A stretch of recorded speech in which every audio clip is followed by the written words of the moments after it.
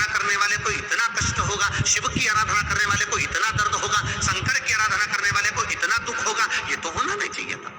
ये दुख कैसे आया?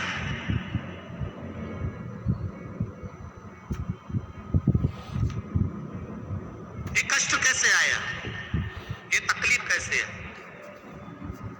शिव जी ने कहा पार्वती चल मैं तुझे घुमा के लाऊं, और घुमाया। जलाशय में पार्वती जी को पूरी लीला का दर्शन करा दिया कि पूर्व समय के भोग के कारण, पूर्व समय के दूसरे का सामान ले लिया था, दूसरे के घर पर आक्रमण कर दिया था, दूसरे का वैभव चुरा लिया था, दूसरे का धन चुरा लिया था, दूसरे की सत्ता चुरा ली थी। इसलिए इस जन्म में भले मेरा भजन करा इसने, मुझ पर जल चढ़ाया इसने, मेरी आराधना करी इसने, पर पूर्व कर्म का भोग तो भोगना पड़ेगा। हम पहले भी कथा में कहे, तुम वेद पुराण को मानो ना मानो,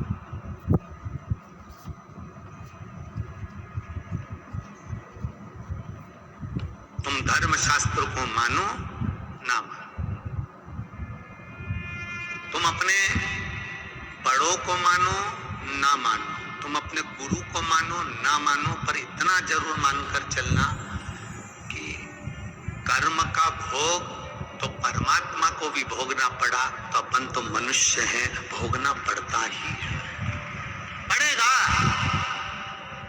कोई तुमसे कह दे मेरे पास आकर बैठिया मैं दुख नहीं आने दूंगा, कोई तुमसे आकर कह दे कि मेरे पास आकर बैठिया मैं ऐसा काम कर दूंगा कि तुम्हारे जीवन में दुख नहीं आएगा, तकलीफ नहीं आएगी, कष्ट नहीं आएगा, तो समझ लेना कि ये बेवकूफ बना। दुख आएगा, कष्ट आएगा, रोग आएगा, बीमारी आएगी, तकलीफ आएगी, क्योंकि पूर्व के कष्ट का, पूर्व के कर्मों का भोग हमको भोगना है। पूर्व के कर्मों का भोग हमको भोगना है। वो कौन भोगेगा? तुम्हारी कमाई के हिस्सेदार होते हैं तुम्हारी पत्नी, तुम्हारे घर के माता पिता, तुम्हारे भाई बंधु और तुम्हारे बच्चे तुम्हारी कमाई के हिस्सेदार होंगे। पर एक बात अपनी जिंदगी में उतार कर रखना, तुम्हारे कर्म के हिस्सेदार नहीं होंगे कि तूने कमाया कैसा था।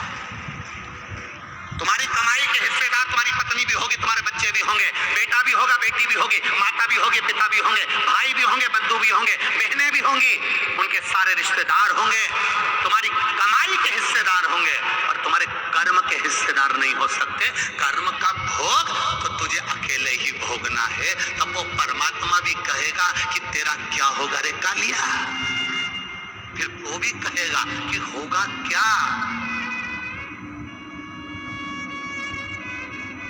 क्या कर्म करेगा? कोई दूसरा नहीं भोगेगा, हमें भोगना है, हमें।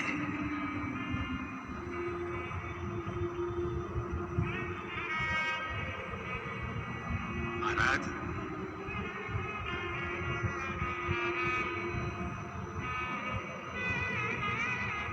कर्म का भोग तो भोगना, कोई दूसरा नहीं भोगने वाला। पार्वती सत्यरथ को कर्म का भोग भोगना था, पूर्व में इसका वैभव इसने दूसरे का चुराया था, इसलिए आज इसका वैभव चले गया। पूर्व में इसने जो कर्म किया था उसके कारण इसका ये कर्म चले गया।